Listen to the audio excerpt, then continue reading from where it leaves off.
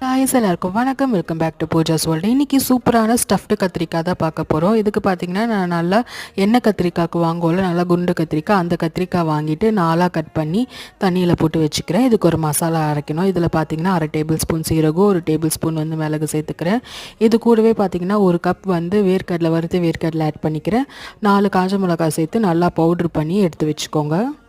மிக்சரில் பார்த்தீங்கன்னா 2 துண்டு வந்து பூண்டு சேர்த்துக்கிறேன். தக்காளி வெங்காயம் ஒன்று சேர்த்துட்டு 1/2 டீஸ்பூன் வந்து மிளகாத்தூள் சேர்த்து உப்பையும் சேர்த்து நல்லா அரைச்சி எடுத்துக்கோங்க பேஸ்ட் மாதிரி.